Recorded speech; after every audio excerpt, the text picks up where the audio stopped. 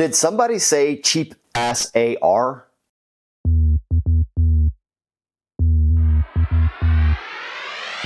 I wanted to do a project. I got kind of bored with doing the same old thing all over and over and over and over and over.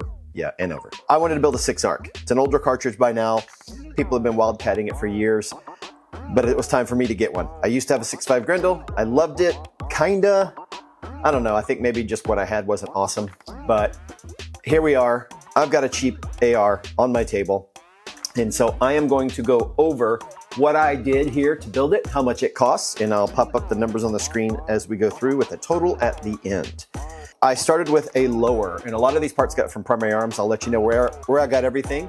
The price that I tell you is going to be the sticker price, not with shipping and tax, because that's different everywhere else.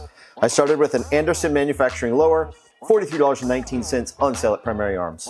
Then I did the parts kit on the inside, minus the trigger, because I already had the trigger. The parts kit is a CMC, I believe, $32.36, Primary Arms. The trigger I had bought probably 2 years ago, and it was sitting in one of my other ARs, just the standard Anderson, $25.19 currently on Primary Arms. The buffer assembly, so it comes with the buffer, all the pieces to assemble it, and the buffer and buffer tube, spring, $31.49. The stock, well, that came from the Army, kinda. The grip is an Ergo. It is something I've had for quite a while. It sat on my Sig Cross for a little while, but if you had to buy it today, it's $40. Mags are $17.99 currently on Primary Arms. The 20th of February, 2025, roughly. But you can usually find these on sale somewhere.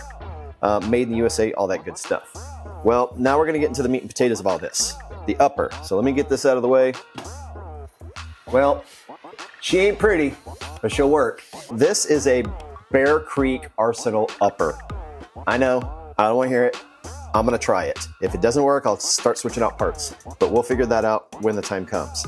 18-inch barrel, super heavy profile. Up into the gas block, it's like a 0.98. After that, it's 0.74 or something like that. It's crazy heavy too. Big, huge steel barrel nut. But anyway, $248.95 as of when I bought it. Shipping and tax extra, of course.